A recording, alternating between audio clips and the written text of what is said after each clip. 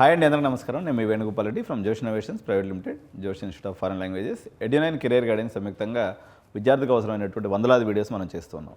ఇందులో భాగంగా ఒక కాంట్రవర్షియల్ టాపిక్ ఈరోజు మనం తీసుకున్నాం. ఇదేంటంటే తెలంగాణ రాష్ట్ర ప్రభుత్వం వల్ల మాలినటువంటి ప్రేమ చూపిస్తుంది. దేని మీద? మెకానికల్, సివిల్, ట్రిపుల్ ఈ లాంటి కోర్ బ్రాంచెస్ని బతికించాలి కాబట్టి కోర్ బ్రాంచ్లు మూయడానికి లేదు. కాలేజెస్లో ఏదైతే మీరు వాటిని క్లోజ్ చేసి సిఎస్సికి పోతామంటే మేము ఒప్పుకోము, ఎక్స్ట్రా ఇంటేకులు తెచ్చుకుంటామంటే సిఎస్సిలో మేము ఒప్పుకోము అని చెప్పేసి ప్రభుత్వ విధానంగా చెప్పిస్తుంది. అయితే అనేక విషయాలు ఇక్కడ ఏమేమి తెలుస్తున్నాయంటే ఈ మధ్య కొన్ని వదంతులు వచ్చాయి. నేను వదంతులు అన్నాను. వదంతులు అంటే స్పెక్యులేషన్స్.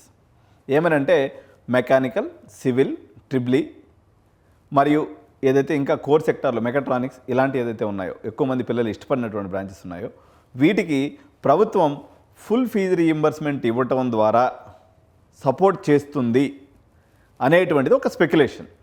దీంట్లో నిజమెంత? ప్రభుత్వం ఇప్పటి వరకు చేసినటువంటి భారతదేశం మొత్తం మీద ఈ ఫీజు రీయింబర్స్మెంట్ అనే దాని మీద అనేక రకాలైనటువంటి వివాదాలు ఉన్నాయి ఇప్పటికే. అందుకనే 35,000కి రాజశేఖర రెడ్డి గారు చేసిపోతే అప్పటి నుంచి ఇప్పటిదాకా దాన్ని ఏ ప్రభుత్వ అధినేత ముట్టుకోలేదు. మా జగనన్న ముట్టుకున్నాడు, కాలిపోయాడు. ఫుల్ రీయింబర్స్మెంట్ చేసిండ్రు ఓట్లు ఎవరన్నా? దానికి దీనికి సంబంధం లేదు. అది ఎప్పుడో ఆ టైంలో అట్లా జరిగిపోయింది. రాజశేఖర రెడ్డి గారు పెట్టేశారు, దాన్ని అలా కొనసాగిస్తూ మనం నడుస్తుంది. ఆ ఫీజు రీయింబర్స్మెంట్ బాకీలతోటే అటు కాలేజీలో గవర్నమెంట్ మధ్య ఎప్పుడు ఘర్షణాత్మకమైనటువంటి వాతావరణం నడుస్తూ ఉంది. ఈ పరిస్థితుల్లో మెకానికల్, సివిల్, ట్రిపుల్ ఈకి సంబంధించి ఎటువంటి ఫీజు రీయింబర్స్మెంట్ ఏదైతే 35,000 ఓసీ మరియు బీసీ కేటగిరీస్కి ఇస్తున్నారో వీళ్ళకి సంబంధించినటువంటి ఫీజు రీయింబర్స్మెంట్ ఫుల్గా పెరుగుతుంది అనేటువంటిది అవాస్తవం. అలాంటి దాని విషయం మీద ప్రభుత్వంలో ఎటువంటి ప్రతిపాదన ప్రస్తుతానికి లేదు. ప్రభుత్వం ఏం ఆలోచన చేస్తుందంటే ఈ బ్రాంచ్లను రికవర్ చేయడం కోసము అనివార్య పరిస్థితిని క్రియేట్ చేస్తామని అనుకున్నారు లాస్ట్ ఇయర్ వాళ్ళు. నిజంగా అది అనివార్య పరిస్థితి క్రియేట్ అయింది. ఇక్కడ రెండు కాంట్రడిక్షన్ స్టేట్మెంట్స్ ఉంటాయన్నమాట. ప్రభుత్వం తరపు నుంచి జేఎన్టీయూలో లాస్ట్ ఇయర్ ముఖ్యమంత్రి గారు మీటింగ్ పెట్టి చెప్తూ ఈ బ్రాంచెస్ పరిరక్షణే తెలంగాణకి చాలా ఇంపార్టెంట్ అని చెప్పడం జరిగింది. ఈ స్టేట్మెంట్ వచ్చినటువంటి కరెక్ట్గా నెల రోజులకి ఇంటర్నల్ స్లైడింగ్ అనేటువంటి మరో స్టేట్మెంట్ వచ్చింది. ఇంటర్నల్ స్లైడింగ్ అంటే ఏం చేస్తారు చూడండి. మన వాళ్ళకి సిఎస్సి మీద ఉన్న ప్రేమ ఎట్టాడిదంటే కనిపిస్తే కౌగులించేసుకుంటారు. ఈ ఇంటర్నల్ స్లైడింగ్ అంటే ఏం లేదు. ఇప్పుడు సపోజ్ మీకు మెకానికల్ వచ్చిందనుకో, సివిల్ వచ్చిందనుకో, లేకపోతే ట్రిపుల్ ఈ వచ్చిందనుకో, మీరు ఏం చేస్తున్నారు? మనందరికి ప్రేమ దేని మీద? మనం ప్రేమలో ఉన్నది దేని మీద? సిఎస్సి దాంతో ప్రేమలో ఉన్నాం. అందరూ వచ్చేసి ఇక్కడి నుంచి ఇక్కడికి వస్తారు, ఇక్కడి నుంచి ఇక్కడికి వస్తారు, ఇక్కడి నుంచి ఇక్కడికి వస్తారు. పాపం ఇవన్నీ ఖాళీ అయిపోయినాయి. తీసుకునేవాళ్ళు లేక ఉన్న సీట్లు కూడా అన్నీ ఖాళీ అయిపోయినటువంటి పరిస్థితి. కాబట్టి నాకు తెలిసిన కాడికి ప్రభుత్వం పోయినసారి ఈ తప్పు 4 గరుచుకుంది. ఎందుకంటే జియో ఇచ్చేసాం, ఆల్రెడీ అయిపోయింది. మన అప్పుడు బుర్రా వెంకటేశ్వర సార్ ఉండే, ఆయన ఏమేమి సలహా చెప్పిండో మా ముఖ్యమంత్రి, మా ఉన్నత విద్యాశాఖ మంత్రి గారికి ఇదైతే జియో అయితే రావడం జరిగింది.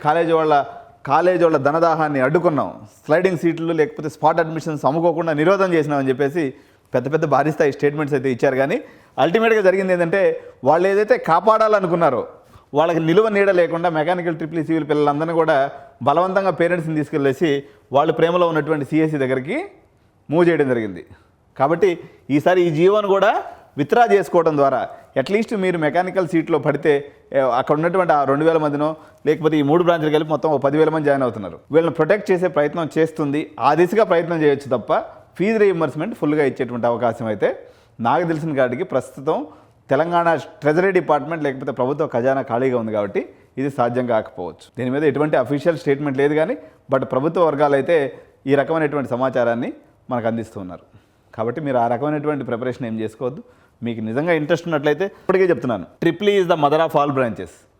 ఈరోజు జనాల రేటు ఉంది. మన ట్రాపికల్ కంట్రీ కాబట్టి రోడ్లు కావాలి, భవనాలు కావాలి, వంతెన కావాలి, అదేవిధంగా ప్రాజెక్ట్స్ కావాలి. కాబట్టి సివిల్ డిపార్ట్మెంట్కి ఎప్పుడు క్రేజ్ ఉంటుంది.